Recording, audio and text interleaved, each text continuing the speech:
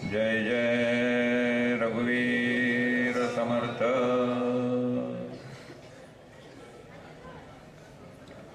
कृपया आपापले mobile silent मोडवर ठेवावेत किंवा स्विच ऑफ करून ठेवावेत, ही सगळ्यांना प्रेमाची विनंती।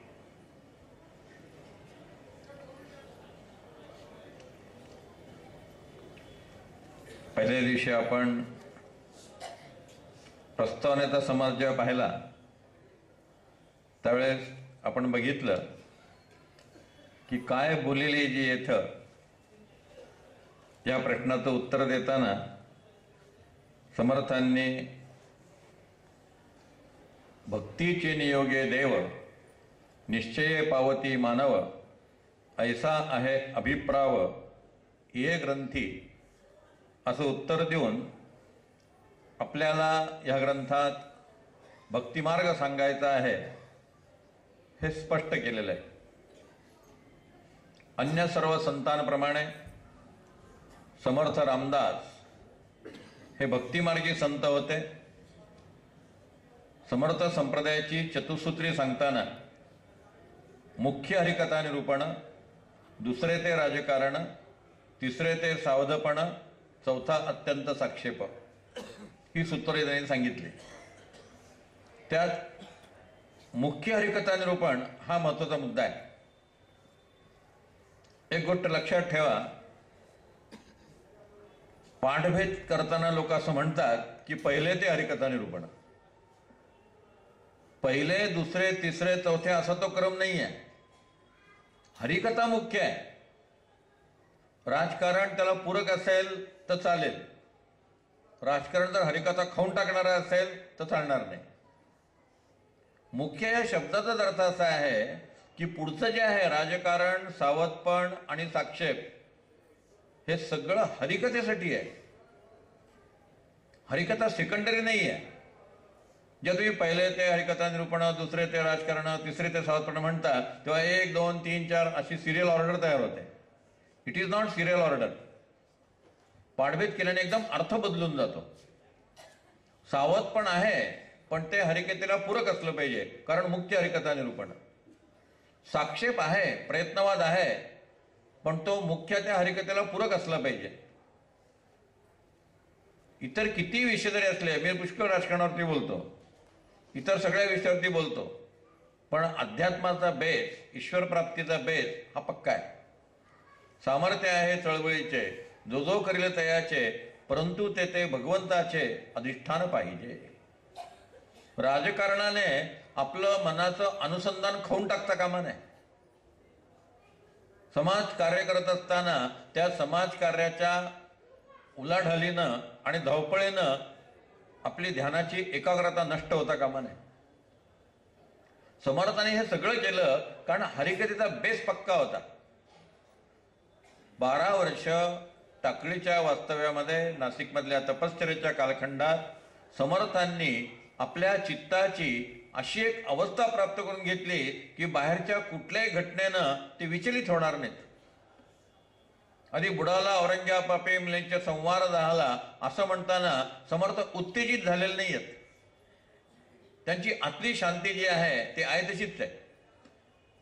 आत शांती ठेवून देवद्रोही तितके कुत्ते म्हणणं फार अवघड आहे, ते समर्थाने साधलं होतं। कारण मुख्य हरिकथा निरूपण, भक्तीचा बेस पक्का होता। ह्या 9वीदा भक्तीमध्ये 8वी भक्ती, सख्य भक्ती ही सर्वात विलक्षण भक्ती आहे, कारण तो जवळजवळ शेवटचा पॉइंट आहे। आत्मनिवेदन ही भक्ती नाहीच आहे। आत्मनिवेदन हा भक्तीचा परिणाम आहे। आत्मनिवेदन हे ज्ञान आहे आणि ह्या ज्ञानाचा परिणाम सख्य भक्तीपासून दिसून येतो। सख्य भक्ती ही अशी जागा आहे की जिथं बरोबर नदी समुद्राला मिळते। उगमापाशी ती लहान असते, श्रवण भक्तीपाशी तिचा उगम होतो। पुढे वाढत वाढत ती नदी जेव्हा सख्य भक्तीपाशी येते, म्हणजे समुद्रापाशी येते, तेव्हा तिचा विस्तार मॅक्झिमम झालेला असतो। सख्य हा एक भाव सुद्धा आहे। आपल्याकडे शास्त्रामध्ये 4 भाव सांगितलेले आहेत। सख्य भाव, दास्यभाव, मधुराभाव, वात्सल्यभाव. भाव हा शब्द आपण खूपदा ऐकतो. मनी नाही भाव, देवा मला पाव, देव बाजारातला भाजीपाला नाही रे, किंवा असे हो जया अंतरी भाव दैसा, वसे हो तया अंतरी देवतैसा, किंवा भाववळे आकळे, यरवी नकळे, करतळी आवळे तैसा हरी, हा माऊलींचा हरिपाठातला अभंग आपण म्हणत असतो. भाव तुची देव हा तुकोबारायांचा अभंग सुद्धा आपण सांगत असतो. सतत आपण भाव शब्द वापरतो. बाजार भाव म्हणजे भाव नव्हे, किंवा गाणं म्हणायला सांगितल्यानंतर खातो तो भाव नव्हे. म्हणजे पट्टीचे गाणारे खात नाहीत, पण नवीन कुठल्या माणसाला एक एवढा अभंग म्हणा म्हटलं गेले तर आधी भाव खातात आणि मग अभंग म्हणतात. तो भाव नव्हे. भाव या शब्दाचा नेमका अर्थ काय आहे? भाव या शब्दाचा नेमका अर्थ प्रेम असा आहे. भाव या शब्दाचा नेमका अर्थ श्रद्धा असा आहे. आणि भाव कशावरनं ठरतो? तुमचं आणि भगवंताचं जे रिलेशनशिप आहे त्याच्यावरनं ठरतो. आपण काय नातं भगवंताशी जोडलेलं आहे? गोंधळकर महाराज म्हणतात, माणसं आयुष्यभर भक्ती करतात, पण मी भगवंताचा आहे आणि भगवंत माझा आहे असं काही म्हणत नाही. रिलेशनशिप काहीच नाही. काहीतरी नातं जोडलं पाहिजे. त्या नात्यामध्ये त्या भगवंताकडे पाहिलं पाहिजे. म्हणून आमच्या इथे 4 नाती सांगितलेत. वात्सल्य भाव, वात्सल्य भावामध्ये मी आई आहे आणि भगवंत माझं मूल आहे. रामकृष्ण परमहंसांनी या भावात साधना केली. आपण कौसल्य आहोत असा भाव रामकृष्ण परमहंसांनी धारण केला. आणि राम माझा मुलगा आहे. आणि मग राम मुलगा आहे म्हणजे मोठा मुलगा नव्हे, छोटा, 2-2.5 वर्षाचा. ठुमक चलत रामचंद्र बाजत पंजनिया, त्या अवस्थेतला राम. काही दिवस अशी साधना केल्यानंतर रामकृष्ण परमहंसांना रामाचं दर्शन झालं. तो राम छोटासा होता, रांगत चाललेला. शिशुरूपातलं रामाचं दर्शन त्यांना घडलं. पुढे त्यांनी दास्यभाव धारण केला की मी हनुमान आहे आणि राम माझा धनी आहे. मी रामाचा दास आहे. या दास्यभावात साधना करताना भगवान रामकृष्ण परमहंस चक्क झाडावरती राहिले होते. वानर झाडावर राहणार, मी हनुमान झाडावर राहणार. जेव्हा ते जमिनीवर यायचे तेव्हा चालताना हुप हुप असं करत धावत धावत चालायचे. असा उल्लेख आहे त्यांच्या चरित्रामध्ये की रामकृष्ण परमहंसांना दास्यभावामध्ये असताना माकडहाड असं थोडंसं वाढलं होतं, शेपटीसारखं. म्हणजे तो जो भाव आहे त्याचा शरीरावर सुद्धा परिणाम झाला. एवढा तो भाव तीव्र होता. मग दास्यभावामध्ये ज्या रामाचं दर्शन झालं तो बालरूपातला राम नव्हता. तो ऋषीमुख पर्वतावरती हनुमंताची आणि रामाची पहिली भेट झाली त्या अवस्थेतला राम होता. म्हणून समर्थ म्हणतात, असे हो जया अंतरी भाव जायचा, वसे हो तया अंतरी देवतायचा. तुम्ही जर भगवंताकडे वात्सल्य भावाने पाहिलं तर भगवंत शिशुरूपाने दर्शन देईल. तुम्ही भगवंताकडे गुरुरूपाने पाहिलं तर भगवंत गुरुच्या वेशात तुम्हाला दर्शन देईल. पुढे रामकृष्णांना वाटलं मधुरा भावाने साधना करावी. मग आपण राधा आहोत, कृष्ण आपला प्रियकर आहे, तो आपला प्रेमास्पद आहे, तो आपला पती आहे. या मधुरा भावामध्ये रामकृष्ण काही महिने होते. त्या काळात ते साडी नेसत असत, ब्लाऊज परिधान करत असत. त्याच्यापेक्षा हाईट त्या काळात ते फक्त स्त्रियांमध्ये राहत असत. सीतानाथ पाईन म्हणून रामकृष्णांना मानणारा एक परिवार होता. त्या काळात संयुक्त कुटुंब होतं. या परिवारामध्ये 30-40 माणसं राहत होती. आणि त्या 30-40 माणसातले 20-22 स्त्रिया होत्या. रामकृष्ण कायम त्या स्त्रियांमध्ये राहत असत आणि स्त्रियांमध्ये मिसळत असत. सीतानाथ पाईंना रामकृष्णांच्या चरित्राबद्दल, त्यांच्या कामगंध शून्य स्वभावाबद्दल इतकी खात्री होती की आपल्या तरण्या ताठ्या मुलींमध्ये ते रामकृष्णांना हो देत असत. त्या काळात रामकृष्णांनी आपण राजा आहोत, आपण स्त्री आहोत हा भाव इतका दृढ केला होता की जर एखाद्या पुरुषाशी त्यांना बोलायचा प्रसंग आला तर लगेच पदर बिदर सावरत असत, खाली मान घालत असत आणि स्त्रियाच्या पुरुषाच्या पायाकडे पाहून बोलत असत, वर मान करून बघत नसत. अगदी स्त्रीची जी बोलण्याची पद्धत, ठब, त्या ढबीनं ते बोलत असत. असं सांगतात की या काळामध्ये रामकृष्ण परमहंसांच्या छातींना स्तनांचा आकार झालेला होता. अजूनही रामकृष्णांचा फोटो पाहिला की तो आकार आपल्याला पाहायला मिळतो. आणि ह्या काळामध्ये जवळजवळ 2 वर्ष ते अशा अवस्थेमध्ये होते, 2 वर्ष स्त्री वेशामध्ये होते. या काळात रामकृष्णांना मासिक अडचण सुद्धा सुरू झाली होती. म्हणजे इतका तीव्र भाव की त्या भावाचे शरीरावरती परिणाम घडले. मग त्यांना कृष्णाचं दर्शन झालं. पुढे त्यांना असं वाटलं सख्य भावाने आराधना करावी. मग मी जगदंबेची सखी आहे, मी जगदंबेची मैत्रीण आहे, अशा सखी भावामध्ये रामकृष्ण कालीमातेबरोबर राहिले. कालीमातेचं दर्शन झालं. आपले सगळे जे भाव सांगितले शास्त्रातले त्या 4ही भावातनं रामकृष्णांनी साधना केली. म्हणून रोमारोला या ब्रिटिश कादंबरीकारानं रामकृष्ण परमहंसांचं चरित्र लिहिलं. त्यात एक मौलिक वाक्य त्यांनी लिहिलं. त्यांनी लिहिलं, भारताचा 50,000 वर्षाचा आध्यात्मिक इतिहास हा महापुरुष फक्त 50 वर्षात जगला. रामकृष्णांना 50 वर्षाचं आयुष्य लाभलं होतं. 1836 ते 1886 हे 4 भावाच्या साधना तर केल्यात. पुन्हा तंत्रमार्गाची साधना केली, अद्वैत बोधाची साधना केली, मूर्तीपूजेची साधना केली, इस्लाम धर्माची साधना केली, ख्रिश्चन धर्माची साधना केली, कुंडलिनी शक्तीच्या जागृतीची पतंजलींची योग साधना केली. हे सगळे साधन मार्ग त्यांनी हाताळले. म्हणून रोमारोलांनी म्हटलं की 50,000 वर्षाचा आध्यात्मिक इतिहास हा महापुरुष फक्त 50 वर्षात जगला.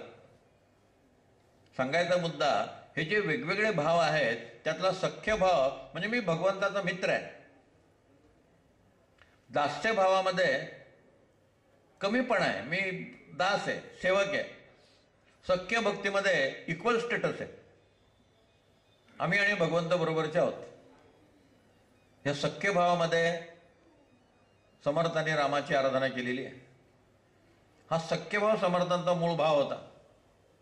त्या भावातच ते राहिलेले आहेत. सख्य भावामध्ये एक मिजास असते, एक लढिवाळपणा असतो. मी गमतीने सांगतो की दास्य भाव म्हणजे कलेक्टरचा मुलगा असणे आणि सख्य भाव म्हणजे कलेक्टरचा बाप असणे. दोघांनी कलेक्टरच्या बंगल्यात राहायला मिळतं, दोघांनी बंगल्यातल्या सगळ्या फॅसिलिटीज मिळतात. कलेक्टरची गाडी मिळते, कुठेही ॲडमिशन मिळते, सगळ्या सोयी होतात, सुखसोयी होतात. पण मुलगा जो असतो त्याला माहिती असतं आपला बाप कलेक्टर आहे, आपल्याला नीट वागलं पाहिजे, जपून राहिलं पाहिजे. बाप जो असतो त्याला माहिती असतं माझा मुलगा कलेक्टर आहे. एखाद्याला नोकरी हवी असली तर तो बाप सांगू शकतो तुम्ही काही काळजी करू नका, मी माझ्या मुलाला सांगतो आणि तुमच्या मुलाला नोकरी लावून देतो. तो माझ्या सांगण्याबाहेर नाही. मुलगा म्हणू शकत नाही माझा बाप माझ्या शब्दाबाहेर नाही. बाप म्हणू शकतो माझा मुलगा माझ्या शब्दाबाहेर नाही, तो तुम्हाला लावून घेईल ऑफिसमध्ये. तसं सख्य भक्तीमध्ये एक प्रकारची मिजास आहे आणि या मिजासीमध्ये भगवंतावरती एक प्रकारचा हक्क सांगितला जातो. महाभारतातला तो गोड प्रसंग आहे की कृष्ण अर्जुनाला भेटायला येतो. अर्जुन पलंगावरती आरामशीर पडला, तो तक्क्यावर लोडावर डोकं टेकून. कृष्ण बोलत असतो. कृष्ण 5-7 मिनिटं झाले उभा आहे. अर्जुन आरामशीर आपला लोडाला टेकून बोलतोय पडल्या पडल्या. कृष्ण म्हणतो अरे मला बस तरी म्हणशील की नाही.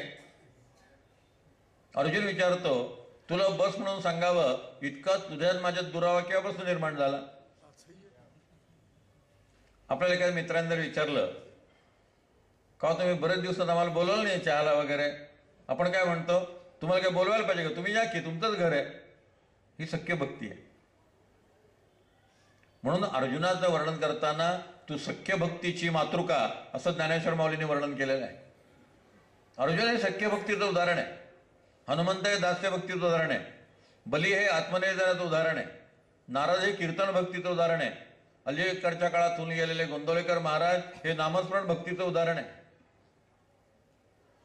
श्रवण भक्तीचं परीक्षित राजा हे उदाहरण आहे.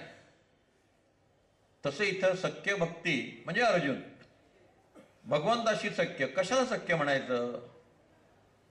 फार गोड वर्णन समर्थ रामदास करतात. देवासी परमसख्य करावे, प्रेम प्रीतीने बांधावे, आठवे भक्तीचे जाणावे, लक्षणाईसे श्रीराम. नारदांनी भक्तिसूत्रामध्ये भक्तीची व्याख्या केलेली आहे. सा तू अस्मिन परमप्रेम रूपा अमृत स्वरूपाच. परमप्रेम म्हणजे भक्ती. नारदांचा हा परमप्रेम शब्द समर्थांनी परमसख्य आणि प्रेमप्रीती ह्या दोन शब्दांनी वापरलेला आहे. परमसख्य म्हणजेच परमप्रेम आणि प्रेमप्रीती द्विरुक्ती केली की त्याला तीव्रता येते. म्हणून जय जय रघुवीर समर्थ, नुसतं जय रघुवीर समर्थ म्हटलं तर एवढा जोर आला नसता. जय जय रघुवीर समर्थ लगेच त्याला जोर येतो. द्विरुक्ती केली की त्या द्विरुक्तीमुळे त्या शब्दाचं वर्चस्व वाढतं, त्याचं मूल्य वाढतं, त्याचं महत्त्व वाढतं. म्हणून प्रेमप्रीतीने बांधावे किंवा देवाशी परमसख्य करावे. 3 शब्द आहेत. एक शब्द आहे वासना, दुसरा शब्द आहे प्रेम आणि तिसरा शब्द आहे परमप्रेम. नारदांनी फार विचारपूर्वक परमप्रेम शब्द वापरला. समर्थांनी फार काळजीपूर्वक प्रेमप्रीती आणि परमसख्य हे शब्द वापरलेले आहेत. व्यवहारात आपण ज्याला प्रेम म्हणतो ते खरंच प्रेम असतं का? व्हॅलेंटाईन डे प्रेम असतं का? ते शारीरिक आकर्षण असतं. शारीरिक आकर्षणाला वासना म्हणतात. ती वासना आहे, ते प्रेम नाही आहे. प्रेम शब्द पुढे बराचसा बदनाम होणार आहे याची बहुतेक या लोकांना कल्पना असावी, म्हणून त्यांनी सरळ सरळ परमप्रेम हा शब्द वापरला. कहो ना प्यार है, जो कहा जाता नहीं उसे प्यार बोलते हैं. आणि हा म्हणतो कहो ना प्यार है. काय काय सांगताच येत नाही. जो दिल में है ओठों पे लाना भी मुश्किल, मगर उसको दिल में छिपाना भी मुश्किल, याला प्रेम म्हणतात. मौन ही प्रेमाची भाषा आहे. कहो ना काय? ते शारीरिक आकर्षण आहे, ती वासना आहे. मग प्रेम कशाला म्हणतात? जेव्हा मनोमिलन होतं तेव्हा त्याला प्रेम म्हणतात. की 2 मित्रांचं मनोमिलन होऊ शकतं. विवाहानंतर पती आणि पत्नी जेव्हा एकत्र संस्कार करायला लागतात तेव्हा त्यांचं मनोमिलन होऊ शकतं. आई आणि मुलगा यांचं मनोमिलन होऊ शकतं. तर प्रेम कोणाच्याही बाबतीत शक्य आहे. भक्त आणि भगवंत यांचंही मनोमिलन होऊ शकतं. त्याला प्रेम म्हटलेलं आहे. आणि परमप्रेम याचा अर्थ आत्मिक स्तरावरलं प्रेम. शारीरिक स्तरावरल्या प्रेमाला प्रेम म्हणत नाहीत, वासना म्हणतात. मानसिक स्तरावरलं प्रेम जे असतं, जिथं खऱ्या अर्थाने लग्नानंतर पती पत्नींचं मनोमिलन होतं त्याला प्रेम म्हणतात. आणि जेव्हा ज्याच्यावरती प्रेम करतो त्याच्यातल्या परमात्म तत्वाचा स्पर्श होतो त्या त्याला परमप्रेम म्हणतात. नारदाने म्हटलंय यथा व्रजगोपिका नाम तत्रापि महात्म्य विस्मृती असंभव. गोपी ज्या आहेत त्या कृष्णावरती प्रेम करत असताना कृष्ण हा परमात्मा आहे याचं त्यांना कधी विस्मरण झालेलं नाही आहे. तत्र महात्म्य ज्ञानापि न विस्मरण. पूर्ण त्याची जाणीव आहे की कृष्ण हा परमात्मा आहे. त्यांचं कृष्णावरलं प्रेम हे कृष्णाच्या रूपावरलं प्रेम नाही आहे. त्यांचं कृष्णावरलं प्रेम हे कृष्णाच्या सौंदर्याचं प्रेम नाही आहे. त्यांचं कृष्णावरलं प्रेम हे कृष्णाच्या चातुर्याचं प्रेम नाही आहे. कृष्ण हा परमात्मा आहे आणि आपल्या गावामध्ये परमेश्वर कृष्णाच्या रूपाने जन्माला आलेला आहे म्हणून गोपी कृष्णावरती प्रेम करत आहेत. म्हणून यथाव्रज गोपिका नाम. नारदांनी दृष्टांत देताना गोपींचा दृष्टांत दिलाय. ते परमप्रेम आहे की त्या परमप्रेमामध्ये आत्मिक स्तरावरती ते केलं जातं. सगळ्या संतांनी मानवावर जे प्रेम केलेलं आहे ते मनुष्य म्हणून केलेलं नाही आहे. माणसातल्या आत्मतत्वावरती प्रेम केलेलं आहे. त्याला स्वामी विवेकानंद म्हणत असत, शिव भावे जीवसेवा, दरिद्री नारायणाची पूजा. गरीबाला आपण देतो तेव्हा कुठेतरी आपण जरा श्रेष्ठ आहोत, बिचारा भिकारी आहे, उपाशी होता, म्हणजे विचार केला, लगेच आपण दोघा तिघांना सांगतो. शेवटी मी विचार केला, घरामध्ये बरेच भाकऱ्या पडलेल्या होत्या, पोळ्या होत्या, भाजी होती, म्हटलं आपण वाटलं तर पुन्हा करूयात स्वयंपाक, पण त्याला देऊन टाकूयात, म्हणून आम्ही देऊन टाकलं. याच्यामध्ये उपकाराची भावना आहे. स्वामीजी म्हणतात दरिद्री नारायणाची पूजा. गरीब मनुष्य म्हणजे गरीब मनुष्य नसून त्या रूपात परमेश्वर तुमच्या दारामध्ये आलेला आहे आणि तुम्ही त्याची पूजा करत आहात. हे परमप्रेम आहे. परमप्रेमामध्ये त्या माणसाबद्दलचा तुच्छतेचा भाव नाहीये, त्या माणसातल्या ईशतत्वाच्या जागरणाचा आणि ज्ञानाचा भाग आहे. त्याला समर्थ म्हणतात परमप्रेम. मग असं देवासी परम सख्य करावे, प्रेमप्रीतेने बांधावे परमेश्वराशी. भगवंत अन्य कशाने बांधला जाऊ शकत नाही, फक्त तो प्रेमाने बांधला जातो. कंसाने प्रयत्न केला, भगवंताला पकडण्यासाठी आईबापांनाच तुरुंगात टाकलं. 8वा आता गर्भ येणार आहे हे जेव्हा लक्षात आलं, तेव्हा कंसानं सगळ्या ठिकाणी कड्याकुलप, साखळदंड, बंदोबस्त सगळी व्यवस्था केली. ज्या दिवशी भगवंताचा जन्म झाला, सगळे कड्याकुलप गळून पडले, साखळदंड गळून पडले. जे पहारेकरी ठेवले होते त्यांच्यावर मोहिनी अस्त्र टाकलं, ते सगळे झोपून गेले आणि भगवंत बाहेर पडले. भगवंताला साखळदंडाने बांधता येत नाही. जन्म झाल्यानंतर यशोदेने बांधायचा प्रयत्न केला. फारच रात्तेपणा करतोय, फार खोडकर आहे, म्हणून यशोदेनं चांगला जाडा दोर कृष्णाला बांधला आणि तोच दोर झाडाला बांधला आणि आज स्वयंपाकाला निघून गेली. थोड्या वेळानं तिने आवाज ऐकला, कडकड कडकडाड. एकदम धावत बाहेर आली. झाड सगळं पडलं होतं, कृष्ण रांगत चालला होता, झाड त्याच्याबरोबर चाललं होतं. भगवंत दोराने बांधला जात नाही. धृतराष्ट्रानं सत्तेच्या साहाय्याने बांधायचा प्रयत्न केला, पैशाच्या साहाय्यानं, सोन्याच्या साहाय्याने बांधायचा प्रयत्न केला. कृष्ण जेव्हा शिष्टाईला आला तेव्हा कृष्णाला 1000 गायी दान म्हणून दिल्या. नुसत्या गायी नाही, सगळ्या गायींच्या पाठीवरती सोन्याची झूल होती.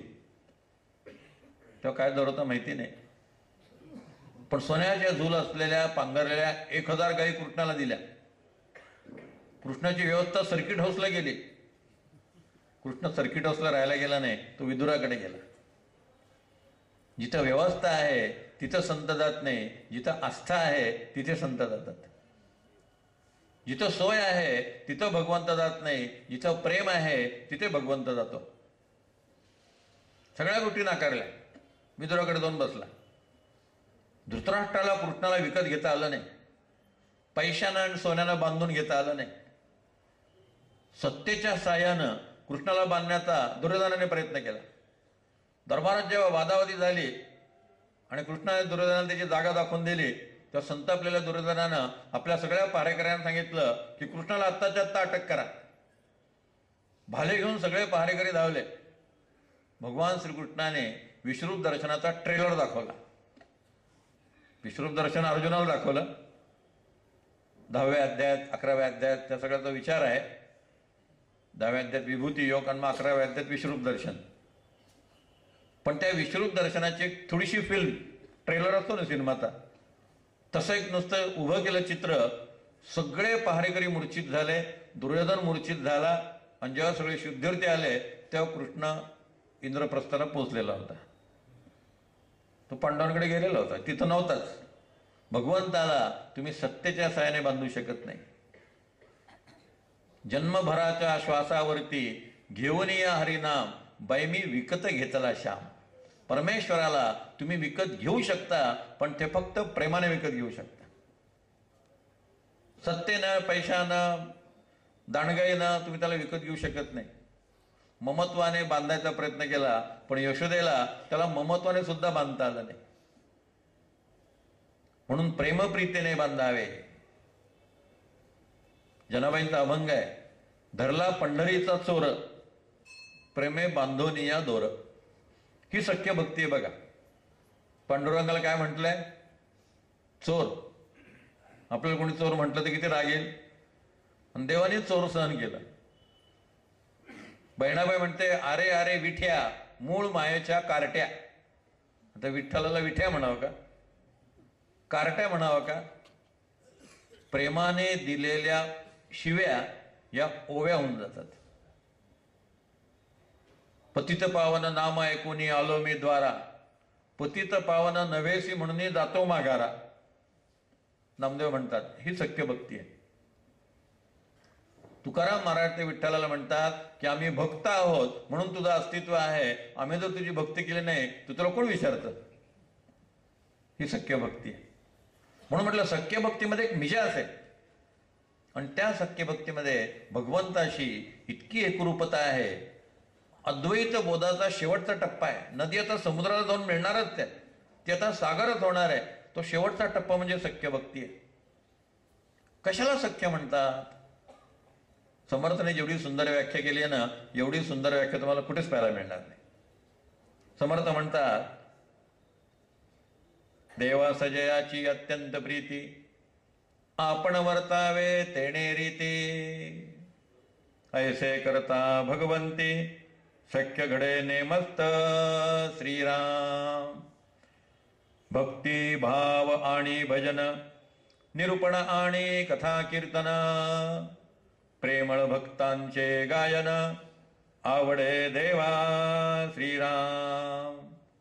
आपण तैसेची वर्तावे, आपण तेची आवडावे, मनासारिखे होता स्वभावे, सख्य घडे नेमस्त श्रीराम.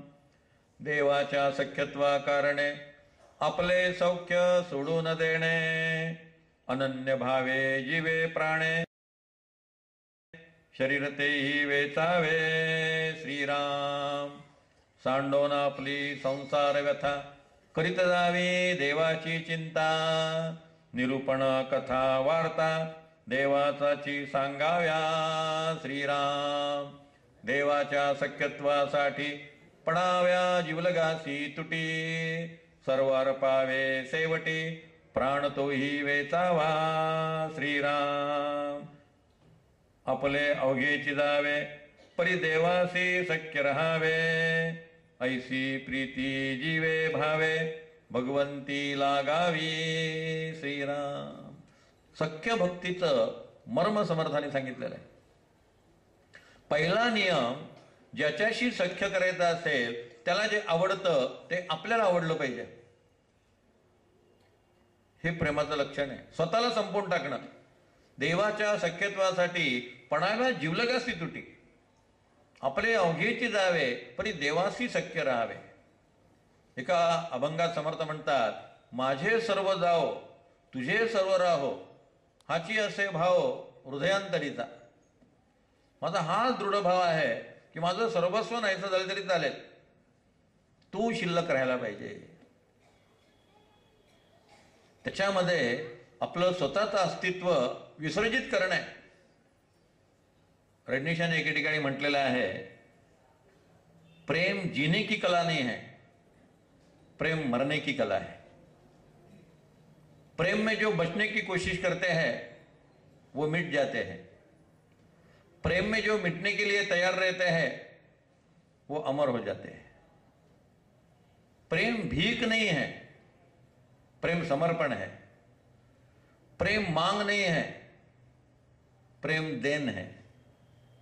प्रेम झूली नहीं है, प्रेम त्याग है. प्रेम शेयर बाजार वालों का काम नहीं है. ये पागलों की दुनिया है, ये मस्तों की दुनिया है. जो खुद को बर्बाद करने के लिए तैयार होते हैं वो लोग ही प्रेम कर सकते हैं. कबीर म्हणतो, कबीरा खड़ा बाजार में लियो पसारो हाथ, जो अपना घर जलाए चलो हमारे साथ. घरावर तुळशी पत्र ठेवायला तयार आहात का? प्रेम म्हणजे प्रायोरिटी. कशाला प्रायोरिटी आहे तुमची? 15 दिवसावरती रायबाचं लग्न आहे आणि तानाजी मालुसरे आपल्या रायबाच्या लग्नाची पत्रिका घेऊन शिवाजी महाराजांकडे आलेला आहे.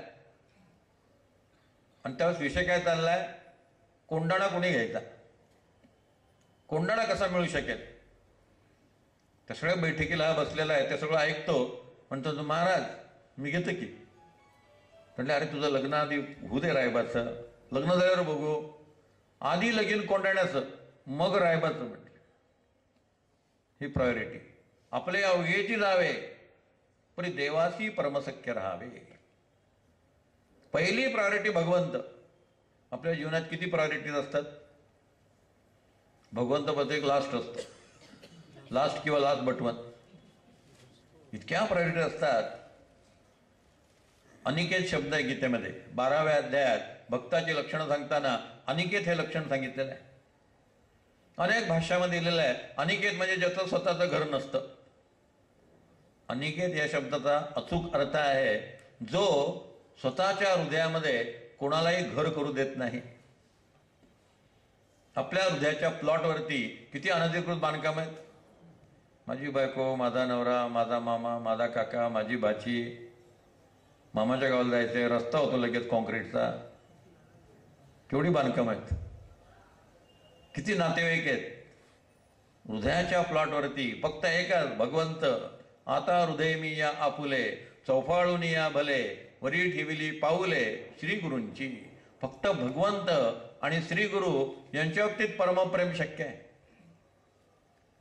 आई आणि मूल यांच्या सुद्धा परमप्रेम शक्य नाही. प्रेम शक्य आहे, परमप्रेम शक्य नाही. परमप्रेम फक्त सद्गुरू आणि सत्शिष्य, भक्त आणि भगवंत. पती पत्नीत परमप्रेम शक्य नाही. भावाभावात परमप्रेम शक्य नाही.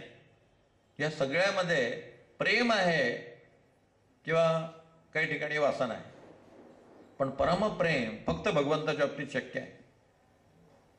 की आपलं सगळं जाऊन मला स्वतःचं आता चित्तच राहिलेलं नाही आहे. हम दिल दे चुके सनम, किसको, भगवान को, और किसी को नहीं. और किसी को दिल दिया तो दिल दिया दर्द लिया, यही मुकद्दर में लिखा होगा. एकच परमेश्वर, बस बाकी काही नाही. मोठी गोड कथा महाभारतातली आहे. पांडव वनवासात आहेत, दुर्योधन वगैरे कौरव सगळे हस्तिनापूरला आहेत, कृष्ण द्वारकेला आहे. तो अधूनमधून पांडवांना भेटायला जातो, पण पांडवाला भेटायला जाताना द्वारकेतून डायरेक्ट वनामध्ये जात नाही, वाह्य हस्तिनापूर. हस्तिनापूर म्हणजे त्या असतं दिल्ली. म्हणजे प्रत्येक वेळेला दिल्लीला नेत्यांनी जायची पद्धत कृष्णाने सुरू केली. काय झालं की चालले दिल्लीला, मंत्रिमंडळाचा विस्तार चालले दिल्लीला, पाठिंबा चालले दिल्लीला, युती चालले दिल्लीला. कृष्ण कायम व्हाय हस्तिनापूर वनामध्ये जायचा. आणि कृष्णाबरोबर कायम सत्यभामा असायची. पहिल्यांदा हस्तिनापूरला यायचा, तिकडल्या बातम्या गोळा करायचा. नई दुनिया काय म्हणतंय, दैनिक भास्कर काय म्हणतंय, सगळ्या बातम्या गोळा करून मग त्या बातम्या पांडवांना नेऊन सांगायच्या. आणि पांडवांकडली सगळी सिच्युएशन बघायची, ती पुन्हा हस्तिनापुरामध्ये विदुराला, कुंतीला सांगायची आणि मग निघून जायचं. नेहमी असं व्हायचं की कृष्ण जेव्हा कुंतीकडे यायचा, कुंती विदुराकडे राहत होती. कुंतीला तो विचारायचा की पांडवांना काही निरोप आहे का. कुंती म्हणायची, कृष्णा 5ही पांडवांना सांग की द्रौपदीचं मन दुखवू नका, ती म्हणेल तसं वागा. जगातली शेवटची सासू मुलाला असं सांगणारी की बायको सांगतात तसं वागत जा, तिथं दुखवू नका. सत्यभामेला वाटायचं ह्यांना असा सल्ला कोणी का देत नाही. हा बाबा मला मुठीतच पकडत येत नाही, केव्हा निसटतो कळत नाही. बरं पुढे गंमत अशी व्हायची, कृष्ण जेव्हा पांडवांकडे पोहोचायचा, पांडव विचारायचे कृष्ण काही निरोप आहे का, आईने काही सांगितलं आहे का. कृष्ण सांगायचं की आईने सांगितलंय की तुम्ही 5ही जण द्रौपदीच्या आज्ञेत राहा, तिला दुखवू नका. पांडव द्रौपदी ते कर म्हणायचे, तू कृष्णा तू हिला विचार, आम्ही हिच्या मनाविरुद्ध कधी वागलोय का. द्रौपदी म्हणायचे की कृष्णा आजपर्यंत त्याने कधी माझं मन दुखवलं नाही, माझा प्रत्येक शब्द ते झेलत राहिले. सत्यभामेला हे सगळं कोडं होतं मोठं. जेव्हा द्रौपदी नदीवरती कपडे धुवायला पाणी आणायला निघाली, ती त्याच्याबरोबर निघाली आणि म्हणते मला जरा सिक्रेट तरी सांग, काय भानगड आहे? सगळे पांडव तुझ्या आज्ञेमध्ये असतात, सगळे तुझा शब्द जलतात, मला युक्ती सांग. हा बाबा माझ्या हातातच लागत नाही म्हटले. केव्हा निसटतो कळतच नाही. सत्यभामेला द्रौपदी म्हणाली की सत्यभामे तू वेडी आहेस. ज्या क्षणी माझं लग्न झालं आणि मी या कुटुंबात आले त्या क्षणी माझ्या इच्छा सगळ्या मी विसर्जित केल्या. माझं मन सगळं विसर्जित केलं. जेव्हा मला अर्जुन विचारतात की मग द्रौपदी काय करूयात, तेव्हा अर्जुनाच्या मनात काय आहे हे मी बरोबर जाणून घेते आणि तसं करूयात म्हणून म्हणते. ते लगेच पडत्या फळाची आज्ञा म्हणून तसं करतात. या युधिष्ठिर विचारतात की द्रौपदी काय करूयात, असं करूयात का किंवा काय करूयात, तेव्हा युधिष्ठिराच्या मनात काय आहे हे मी बरोबर जाणून घेते आणि त्याप्रमाणे मी वागते. दिसायला असं दिसतं की माझ्या आज्ञेप्रमाणे ते वागतायत. प्रत्यक्ष मला स्वतःची कुठलीही इच्छा नाहीये. माझं मन मी त्यांच्यामध्ये विसर्जित करून टाकलेलं आहे. सख्य भक्ती याचा अर्थ स्वतःच्या मनाचं विसर्जन. सख्य व्यक्ती याचा अर्थ स्वतःच्या इच्छांची आहुती. शारदा माता आणि रामकृष्ण परमहंस यांच्यातला एक फार सुंदर संवाद आहे. फार मार्मिक आणि गंभीर संवाद आहे, खोरी असलेला संवाद आहे. पानहाटीला मोठा उत्सव होता. त्या उत्सवाची तयारी झाली होती. रामकृष्ण त्या उत्सवाला जाणार होते. त्यांच्याबरोबर 5-25 भक्त जाणार होते. अजून किती माताजींना तुम्हाला यायचं म्हणून म्हटलेलं नव्हतं. पण आता माताजी अशी वेळ आली की आता निघणार आहे ते लोक. माताजी ठाकुरांकडे आल्या. रामकृष्णांना ठाकूर म्हणत. माताजी ठाकुरांकडे आल्या आणि त्यांनी ठाकूरांना विचारलं की पाणीघाटीच्या उत्सवाला मी येऊ का? ठाकूर म्हणाले तुमची इच्छा असेल तर तुम्ही येऊ शकता. संपला संवाद. माताजी आल्या नाहीत. माझी इच्छा कुठे आहे? ठाकूर जर म्हटले असते तुम्ही या तर ती ठाकूरांची इच्छा झाली असती. जर ठाकूरांची इच्छा नसेल आपण तिथं यावं तर आपण कशाला जायचं? याला म्हणतात एकरूपता. याला म्हणतात परमप्रेम. की ठाकूर हे परमात्म स्वरूप आहेत. त्यांच्या मनात नाही ना आपण यावं, नाही, संपला विषय. मला कसं नाही म्हणाले, एवढे लोक चाललेत, मग माझा हक्क आहे, मी तर येणारच, हे काही भानगड नाही तशी. समर्पण म्हणजे समर्पण. मग देवाच्या सख्यत्वासाठी पडाव्या जीवलगासी तुटी, सर्वार पावे शेवटी प्राण तोही वेचावा. भगवंत हे जीवनातली मेन प्रायोरिटी नाही, ओनली प्रायोरिटी. तीच प्रायोरिटी. बाकीच्या सगळ्या गोष्टी गौण आहेत. स्वामी विवेकानंद म्हणायचे love God alone, depend on God alone and live for God alone. त्याच्यावरच अवलंबून, त्याचाच आधार आणि त्याच्यासाठीच जीवन. सगळं त्यासाठी. आपल्याला वेगळं स्वतंत्र अस्तित्व नाही. जे अस्तित्व आहे ते सगळं परमेश्वरासाठी. हनुमंताला विचारलं रामांनी की तुझी अवस्था काय आहे? अध्यात्म रामायणातला श्लोक आहे. हनुमंताने उत्तर दिलं देहबुद्ध्या तू दासोहम, जीवबुद्ध्या तत् अंशकः, आत्मबुद्ध्या त्वमेव अहम इति मे निश्चितामती. देहाच्या स्तरावर मी तुझा दास आहे. जीवभावाच्या स्तरावरती मी तुझा अंश आहे. आणि आत्मिक स्तरावरती तू आणि मी एकच आहे. अद्वैत अभेद भक्ती दे रे राम, आत्मनिवेदन दे रे राम. तिथं पाहायला मिळतं. सख्य भक्तीमध्ये अशा प्रकारची पूर्ण उंची आहे. म्हणजे या उंचीमध्ये आपली संसार व्यथा, आपल्या घरातल्या चिंता याचं स्थानच नाही आहे कुठे. आहे ते फक्त परमेश्वर. त्याची प्रायोरिटी. मग प्रपंच संपादने लौकिक सदा सन्निध विवेक. केवळ 4 लोकांसाठी म्हणून संसार सांभाळायचा, ती कर्तव्य पार पाडायची. त्यामध्ये रस अजिबात नाही. रस कशामध्ये आहे? परमेश्वरामध्ये. समर्थांचे वडील सूर्याजी पंत ठोसर ते रामाचे पुजारी होते. रामाची पूजा चालली होती. यवन अधिकारी तपासणीसाठी आले. आता ते त्यांचे बॉस होते. त्यांनी निरोप दिला सूर्याजी पंतांना की ताबडतोब या आणि मला ते सगळे कागदपत्र दाखवा, फायली दाखवा, तुमचा रेकॉर्ड दाखवा. ते म्हणाले मी पूजा करतो आहे, माझी पूजा दोन अर्धा पाऊण तास चालेल, तुम्हाला थांबायला लागेल. तो यौन अधिकारी संतापला. म्हटलं मला ते माहिती नाही, 5 मिनिटाच्या ताबडतोब निघून या. त्याने लगेच लेखणी घेतली आणि आपला कुलकर्णीपणाचा राजीनामा पाठवून दिला आणि पूजा करत राहिले निवांत.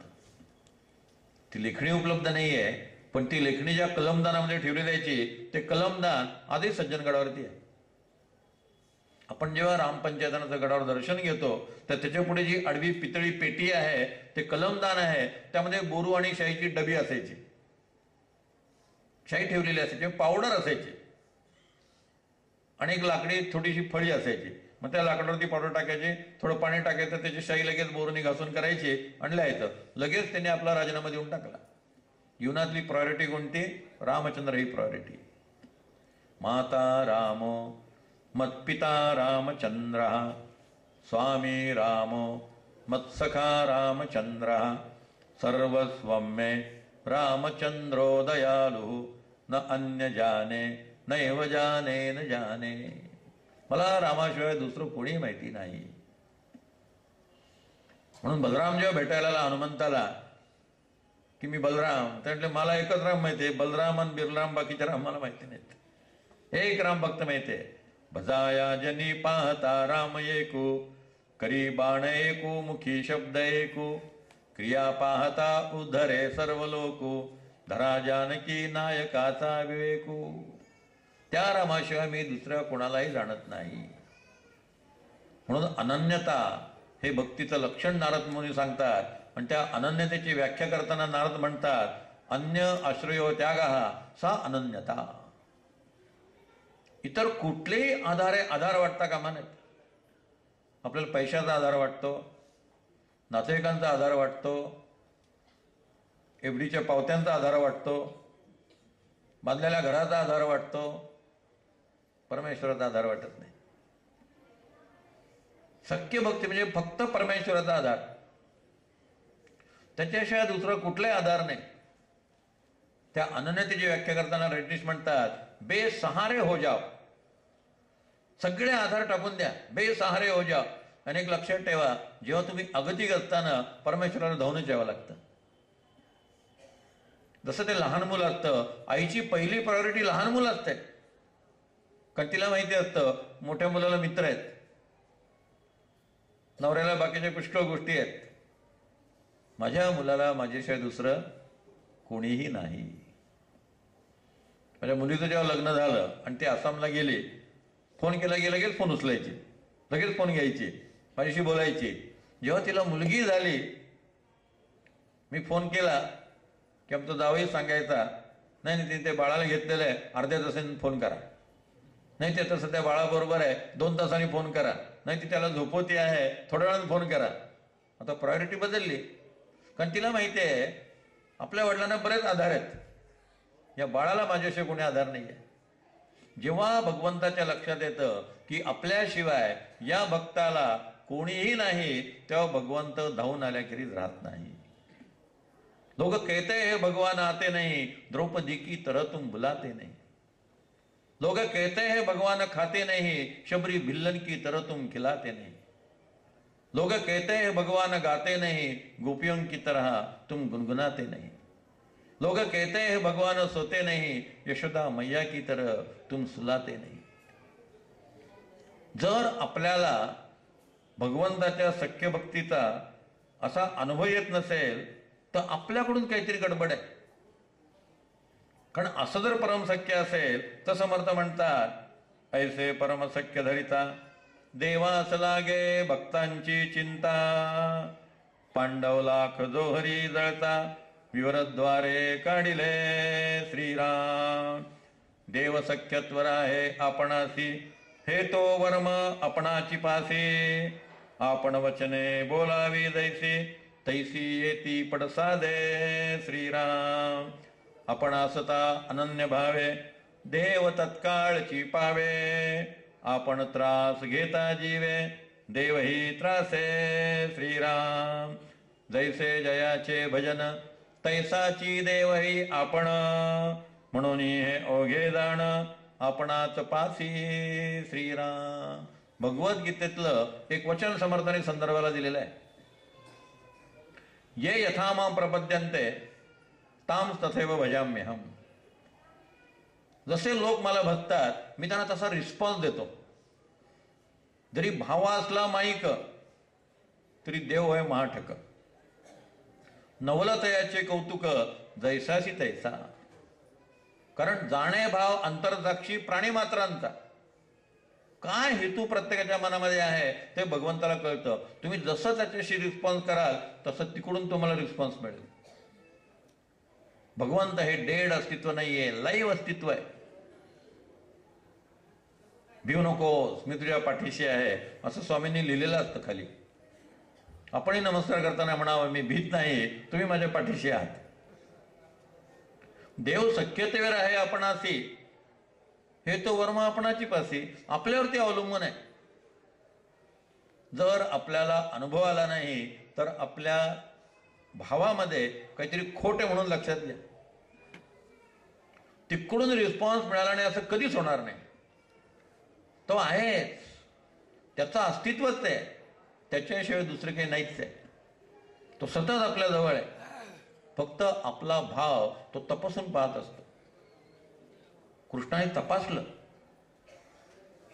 जेव्हा दरबारातली शिष्टाई फिसकटली आणि पांडवांकडे परत आला, कृष्णाला युद्ध हवं होतं. कृष्णाला हे सगळे कौरव मारायचे होते. पण पांडवांचा भाव पाहण्यासाठी मुद्दाम पांडवांनी त्यांनी सांगितलं, आपण असं करूयात, ही युद्ध आपण टाळूयात, फक्त इंद्रप्रस्थ मागून घेऊ. पाचवी पांडव म्हणाले की हरकत नाही, द्रौपदी म्हटले की हरकत नाही. कृष्णाने आणखी एक डाव टाकला आणि समजा म्हणते त्यांनी इंद्रप्रस्थ नाहीच दिलं तर आपण 5 गावं मागून घेऊ. आपल्याला 5 गावाचं उत्पन्न पुरे झालं. एवढं युद्ध करायचं, एवढा रक्तपात करायचा, आपलेच नातेवाईक आहेत, स्वकीयच मारले जाणार आहेत. कृष्ण अगदी गांधीवादाची भाषा करतोय. पांडव म्हणतात ठीक आहे, 5 गावावर आमचं भागेल. द्रौपदी म्हणते ठीक आहे, आमची काही हरकत नाही. शेवटी कृष्ण म्हणतो, आणि समजा त्यांनी 5 गावं नाहीच दिली तर आपण भिक्षा मागून जगू, पण स्वकीयांचा वध करायचा नाही. पांडव म्हणतात ठीक आहे, तू सांगशील त्याच्या बाहेर आम्ही नाही. हे सगळं कृष्णाने बघितलं आणि पांडवांची ही निष्ठा पाहिल्यानंतर त्यांनी पांडवांचा जो ठेका घेतला त्या संबंध युद्धात त्यांना बाहेर काढलं. सगळ्या कौरवांचा भीष्म द्रोणाचार्यांसकट वध केला. देव सख्यत्वे राय आपणासी, हे तो वर्म आपणाची पासी. आपण जर देवाला फसवायला गेलो, हिरण्यकश्यपू फसवायला गेला देवाला. सकाळी मरण नको, रात्री मरण नको, भगवंत म्हटले ओके.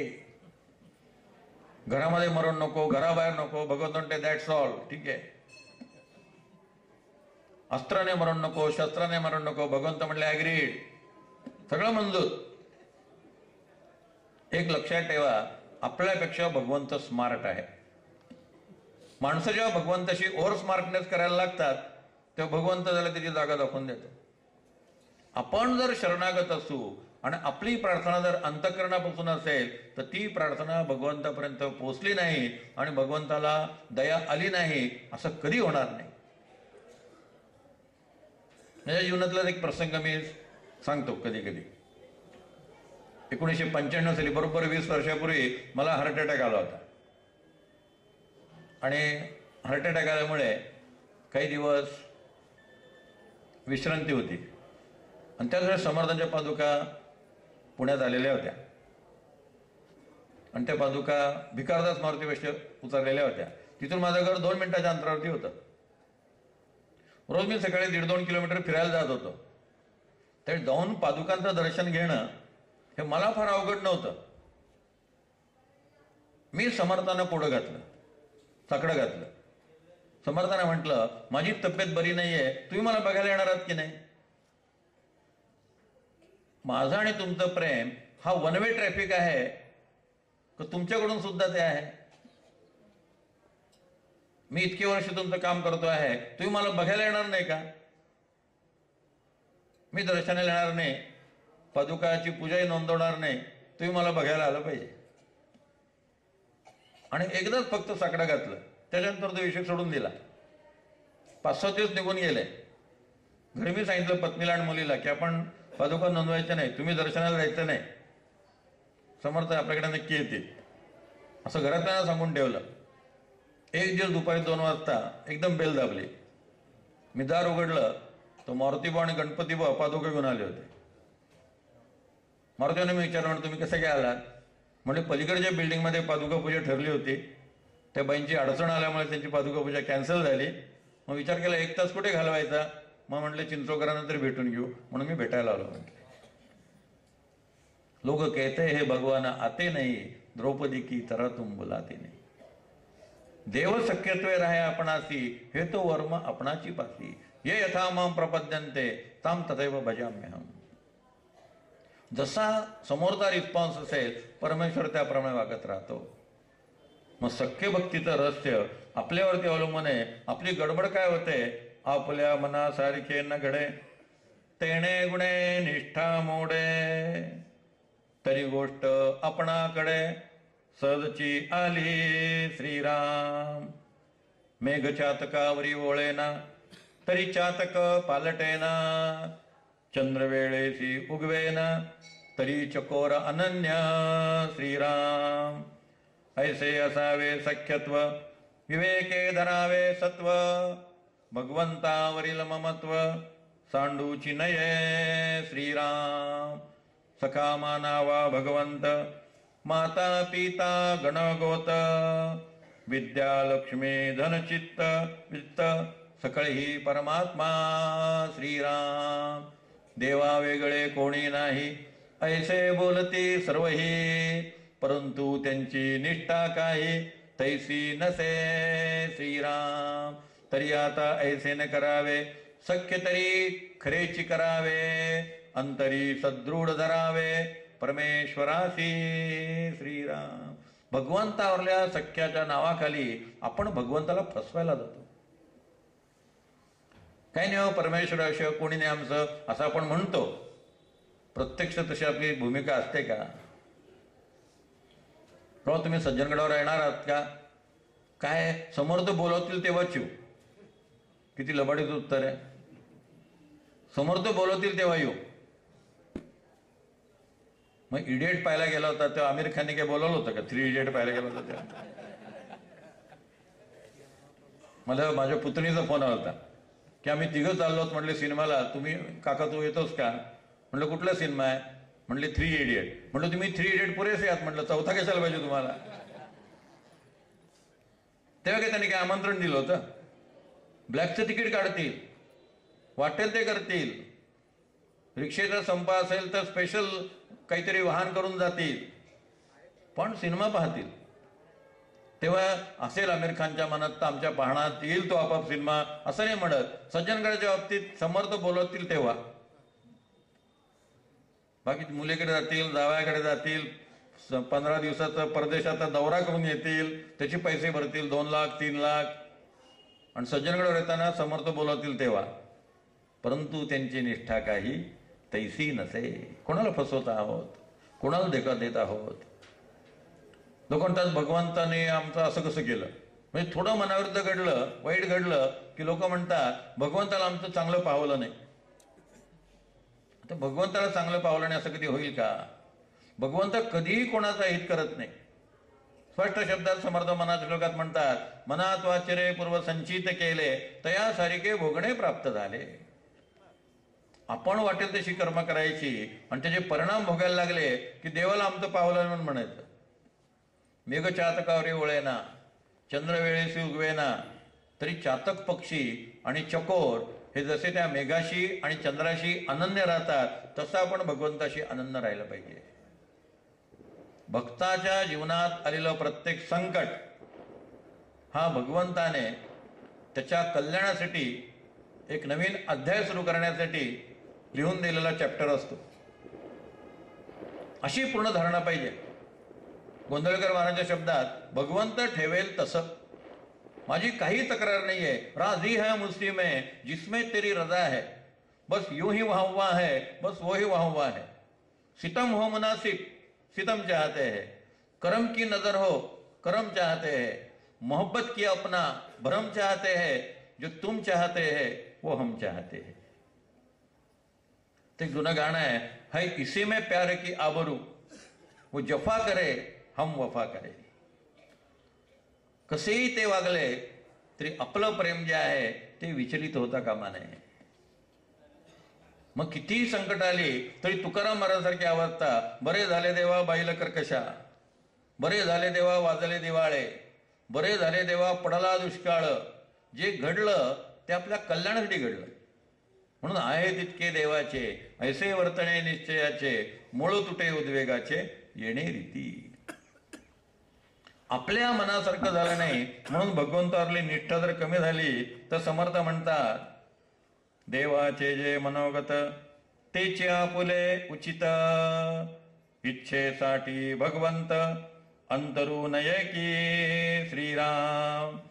देवाचे इच्छेने वर्तावे, देव करील ते मानावे, मग सहजची स्वभावे कृपाळू देव श्रीराम. देवभक्तांचा कैवारी, देवपतीता सीतारी, देव होये सहाकारी अनाथांचा श्रीराम. देवकृपेचा सागुरु, देव करुणेचा जळधरू, देवासी भक्तांचा विसरू पडणार नाही श्रीराम. देव प्रीती राखो जाणे, देवासी करावे साधणे, जीवलग अवघी पिसुणे कामान येती श्रीराम. सख्य देवाचे तुटेना, प्रीती देवाची विटेना, देव कदा पालटेना शरणागतासी श्रीराम. दैसा देव तैसा गुरु, शास्त्री बोलिला विचारू, म्हणून सख्यत्वाचा प्रकारू सद्गुरुसी असावा श्रीराम. इति श्रीदासबोधे गुरुशिष्य संवादे सख्य भक्ती निरूपण नाम समास 8वा श्रीराम. देवाचं प्रेम कधी कमी होत नाही. देव कधी त्या भक्ताला सोडत नाही. सुदामा कधीच भेटला नाही, पण सुदामाबद्दलचं प्रेम भगवंताच्या अंतःकरणात होतं आणि सुदामाच्या अंतःकरणात भगवंताबद्दलचा भाव होता. बायको सारखी मागे लागली आहे की तुमचा मित्र आता सीएम झालाय, भेटा ना, काहीतरी मागून घ्या, घरात खायला अन्न नाही आहे. सुदामा कधी मागायला गेला नाही. कृष्णाने पण त्याची परीक्षा घेतली. सुदामा जेव्हा भेटायला गेला तेव्हा सुदामाचं तोंड काय उघडायला. जसं विवेकानंदांना रामकृष्णाने सांगितलं, अरे घरात अन्नधान्य नाही ना, रामकृष्णानं आईकडे नोकरी माग.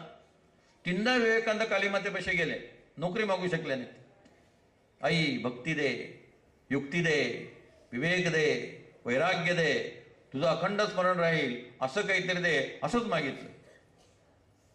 सुदामदेव मागूच शकले नाहीत, संसारातल्या अडचणी सांगू शकले नाहीत.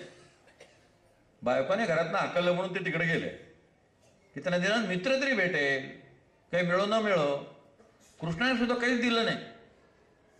आल्यावर स्वागत छान केलं. त्याची ती फाटके धोतर पाहिलं, फाटकं उपरणं पाहिलं. लगेच रुक्मिणीला सांगितलं की त्याला जरा चांगलं धोतर उपरणे दे, त्याला जरा अलंकाराने सजव. लगेच रुक्मिणीनं चांगलं रेशमी धोतर छानपैकी उपरणं, दागिने, अलंकार सोन्याचे, गळ्यात सोन्याचं, कानात सोन्याचं, हातात सोन्याचे कडे, हे सगळं व्यवस्थित दिलं. आणि जेव्हा निघायचा प्रसंग आला तेव्हा सुदामा विसरला की हे आपलं नाही आहे, हे सगळं परत करायचं आहे. तो विसरला म्हणण्यापेक्षा कृष्णाचीच माया सगळी, कृष्णाचीच मोहिनी. तो कृष्णाचा निरोप घ्यायला लागला. तेवढाच कृष्णाने आठवण केली, अरे सुदामा तुझे ते धोतर आणि ते घेऊन जा की, हे माझे कपडे आहेत, हे जे दागिने माझे आहेत. हे म्हटल्यावर कृष्णाने फक्त एकदा सुदामाकडे निरीक्षण करून पाहिलं. त्याच्या चेहऱ्यात काय भाव आहे, काय एवढी सोन्याची द्वारका, काय खडूस मनुष्य, याला काय मित्र म्हणतात का, असं म्हणत आलं नाही. अपराधाची भावना निर्माण झाली.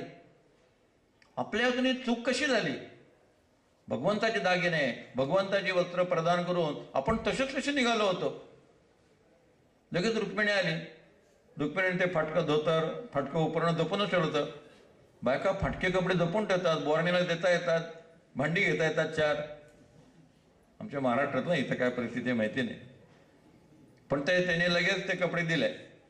एक एक अलंकार अपराधाच्या भावनेने त्याने काढून ठेवला. आपल्या मित्राबद्दल अंतकरणात कुठलाही संदेह नाही, विकल्प नाही. जेव्हा घरी जाऊन परत घरी पोहोचला तेव्हा लक्षात आलं सगळं घर सोन्याचं झालेलं आहे. नोकर चाकर दास दासी सगळ्या गोष्टी आहेत. उपेक्षा कदा रामरूपी असेना, जीवा मानवा निश्चय येतो वसेना, सिरी भारवा हे न बोले पुराणे, नुपेक्षी कदा रामदासा विमानी. सदा चक्रवाकासी मार्तंड देसा, उडी घालितो संकटी स्वामी तैसा, हरी भक्तीचा घाव गाजे निशाणे, नुपेक्षी कदा रामदासा विमानी. फक्त उपेक्षा नसते, प्रतीक्षा करतो, प्रतीक्षा करायला लावतो. ताबडतोब मिळालं ना की त्याचं महत्त्व कळत नाही. बघा, झटकन पैसे मिळाले, लॉटरीचं तिकीट लागलं, तुम्हाला महत्त्व कळणार नाही, पण कष्ट करून जेव्हा पैसे मिळतात तेव्हा त्याचं महत्त्व कळतं. किंवा स्वकष्टार्जित पैसा आहे, इतके वर्ष नोकरी केली, इतके वर्ष काटकसर केली, इतके वर्ष मुलाबाळाने शिकवलं, ही पुंजी साठवलेली आहे, ती फार महत्त्वाची वाटते. तसं भगवंताला असं वाटतं की कृपा करत असताना एकदा याला उपासनेत न जाऊ दे, त्यागात न जाऊ दे, समर्पणात न जाऊ दे, मानसिक तयारी पूर्ण होऊ दे, म्हणजे मग याला जे दिलं आहे त्याचं महत्त्व कळेल. त्याला सख्य भक्ती असं म्हणतात. अशा प्रकारे वेगवेगळे विषय दासबोधामध्ये येऊन गेलेले आहेत. पण या सगळ्या गोष्टी आत्मसात केल्यानंतर आपल्या जीवनाची सायंकाळ ही कशी असली पाहिजे. मग अशी आपण गीत ऐकलं, इतना तो करना स्वामी जब वो प्राण तन से निकले, गोविंद नाम लेकर फिर प्राण तन से निकले, श्री यमुना जी का तट हो, मेरा सावला निकट हो, यमुना का वंश वट हो, जब वो प्राण तन से निकले, उस वक्त जल्दी आना, नहीं शाम भूल जाना, राधा को साथ लाना, जब वो प्राण तन से निकले. इतनी ही तो अर्ज है, माना तो क्या हरज है, कुछ आपका फर्ज है, जब वो प्राण तन से निकले. मरण कसं असावं, जीवनातलं अटळ सत्य आहे, अटळ शेवट आहे, प्रत्येकाला मरावं लागणार आहे. ते मरण कसं असावं याचं फार सुंदर वर्णन दशक 7 समास 10 देहांत निरूपण या पुस्तकात भगवद्गीतेतल्या 8व्या अध्यायातल्या 2 श्लोकाच्या आधारे समर्थांनी केलेलं आहे. त्याचं चिंतन उद्याच्या शेवटच्या प्रवचनात आपण संध्याकाळी, किती वाजता सांगत नाही, पण संध्याकाळी चक्री कीर्तन आणि आरती संपल्यानंतर आपण त्याचा परामर्श घेऊयात. आपण मोठ्या प्रेमाने आलात, मोठ्या संख्येने आलात, मी आपल्याला मनपूर्वक धन्यवाद देतो. मला ग्वाल्हेरच्या श्रोत्याचं खरंच कौतुक वाटतं. ते एक सुभाषित आहे, सहस्रेषु जायते शूराः, त्याच्यामध्ये त्याने म्हटलं आहे, वक्ता दस सहस्रेषु दाता भवती वानवा. त्यात मी थोडा बदल करतो असतो आणि वक्ता दश सहस्रेषु श्रोता भवतु वानवा. श्रोता मिळेल की नाही शंका आहे. खुद्द समर्थाने म्हटलंय, अर्थ जाणे परमार्थाचा, ऐसा श्रोता मिळेल कैसा. पण तुम्ही पक्के पिणारे लोक आहात. एवढं सगळं भजन झालं, कीर्तन झालं, तरी पुन्हा प्रवचनावर तुम्ही लगेच इथे येऊन उपस्थित असता. म्हणजे असा श्रोता खरोखर आमच्या इकडे कधी पाहायला मिळत नाही. इतकी तासनतास लोक मठामध्ये येऊन बसतात आणि सगळं शांतपणे ऐकतात. अतिशय अद्भुत अशा प्रकारचा हा श्रोता आहे. या श्रोतरूपी जगदीश मूर्तीला मनपूर्वक वंदन. जय जय रघुवीर समर्थ. ज्यांना शिवसमर्थ योगाच्या